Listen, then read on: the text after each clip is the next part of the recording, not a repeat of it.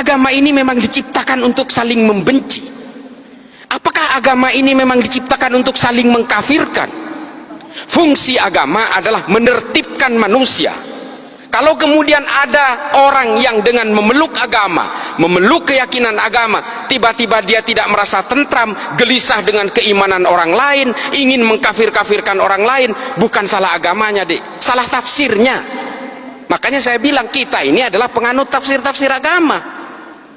Lalu apa sikap kita kalau kita ingin dikatakan orang yang beragama? Jangan karena beragama membenci orang lain, mengkafir-kafirkan orang lain, lalu kemudian orang lain jika berbeda dengan kalian dinerakakan. Setelah kalian merasa sudah tidak punya dosa, lalu sibuk menghitung dosa orang lain. Ini artis hijrah tuh kelakuannya tuh.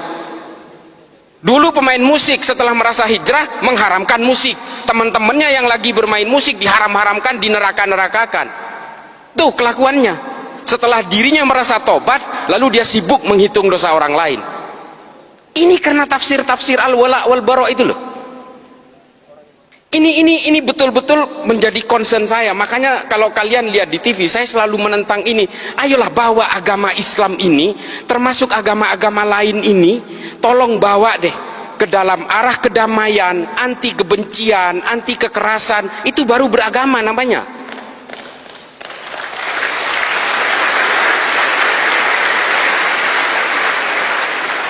Memang terorisme has no religion. Terorisme tidak ada agamanya.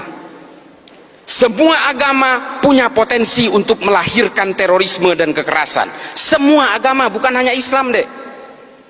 Cuma kenapa saya concern kepada agama Islam? Satu, Islam itu adalah agama yang paling banyak dipeluk oleh manusia Indonesia hari ini, dan saya sendiri Islam. Di India terorisnya orang Hindu, Dek, Bharatiya Janata garis keras.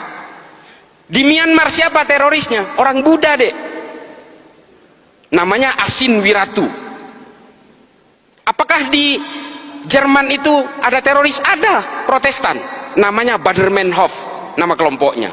Apakah di Amerika tidak ada teroris? Ada, Dek. Namanya White Supremacy, Ku Klux Klan, FARC, Antifa.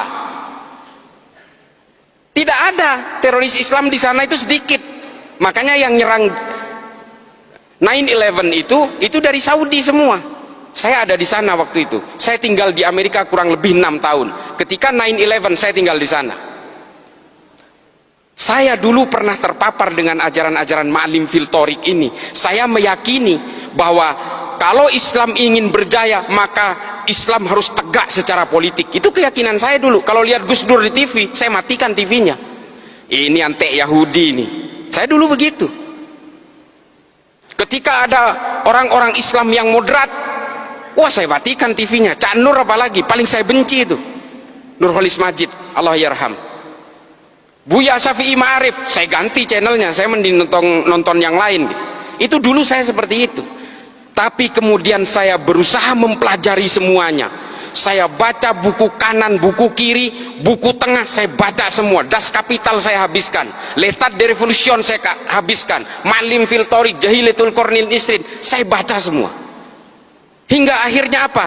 Kepala saya menjadi melting pot dari kesadaran-kesadaran kognitif bahwa manusia dan takdir-takdir keimanannya ini selalu berbeda.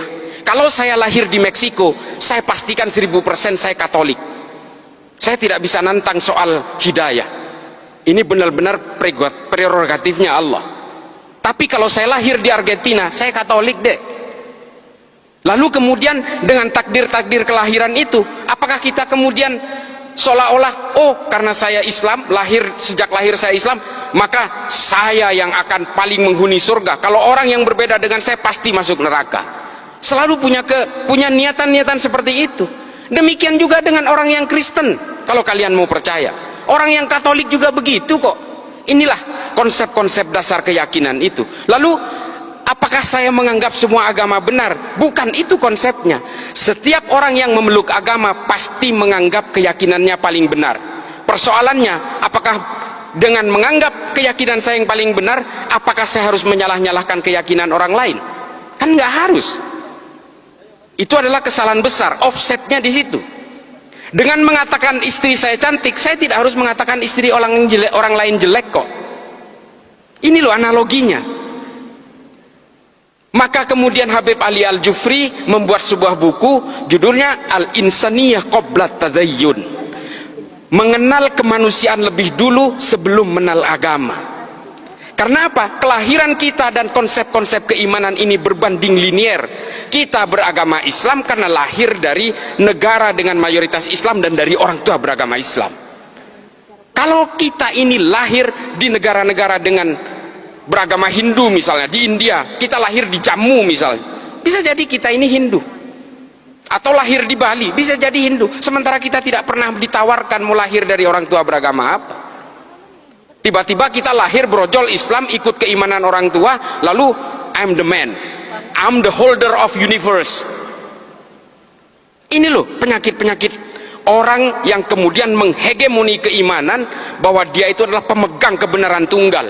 Makanya kalau kita ingat tulisannya Thomas Aquinas dalam Summa Theologica, saya paling memegang ini. Meskipun Santo Thomas Aquinas ini adalah seorang Katolik, bukunya itu saya habiskan.